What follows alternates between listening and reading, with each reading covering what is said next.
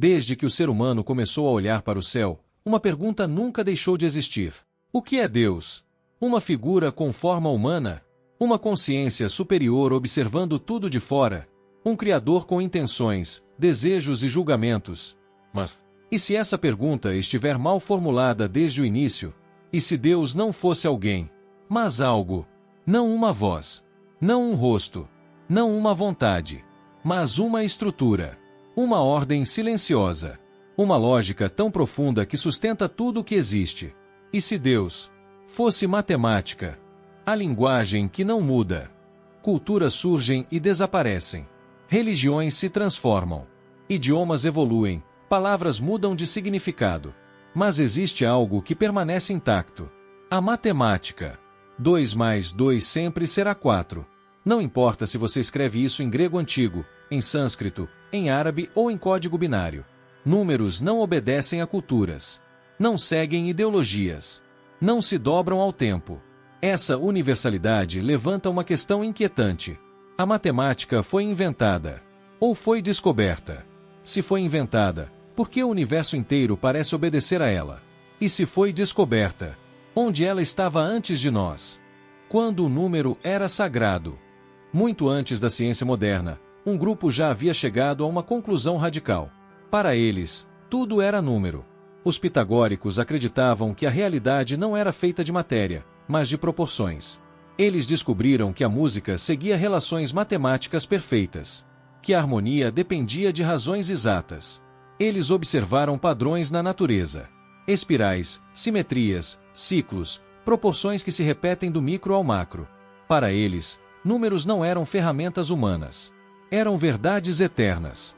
A matemática não descrevia o universo. Ela era o universo. Estudar matemática, portanto, não era apenas aprender. Era se aproximar do sagrado.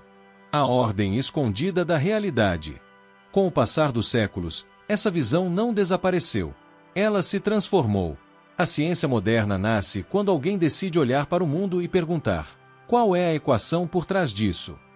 Newton não criou a gravidade. Ele revelou sua forma matemática.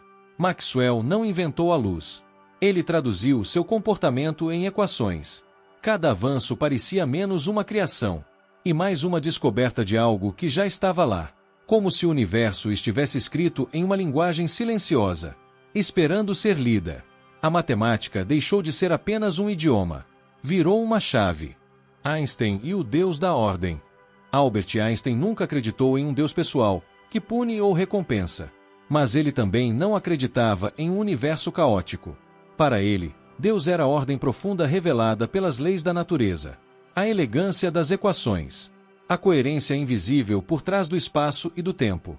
Einstein dizia acreditar no Deus de Spinoza, não um ser consciente observando o mundo, mas a própria harmonia que sustenta tudo o que existe.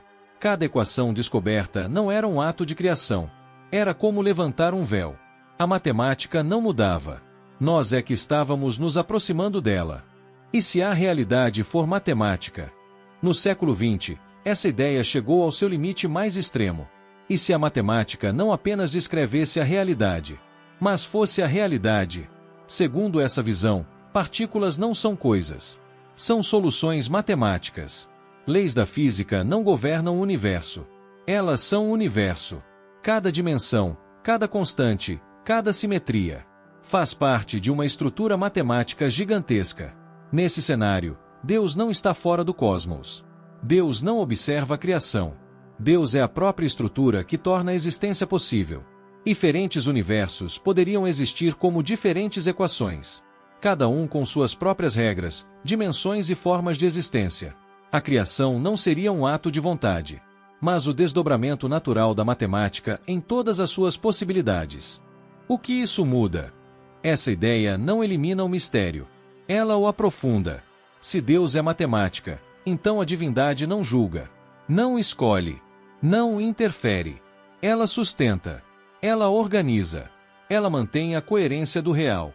O sagrado deixa de estar em templos ou dogmas e passa a existir na ordem silenciosa do universo, na simetria de uma galáxia, na constância das leis físicas, na precisão invisível que permite tudo existir. A pergunta final: Talvez Deus não seja uma resposta. Talvez seja uma estrutura. Talvez não seja consciência, mas coerência. Não uma figura com rosto humano, mas a ordem profunda que nunca muda. A matemática não pede fé. Ela apenas é.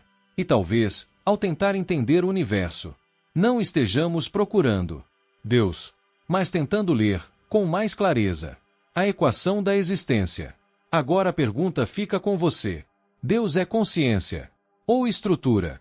Se esse vídeo te fez pensar, deixe seu comentário, compartilhe e se inscreva no canal. Aqui, a gente não entrega respostas fáceis. Apenas perguntas que valem a pena.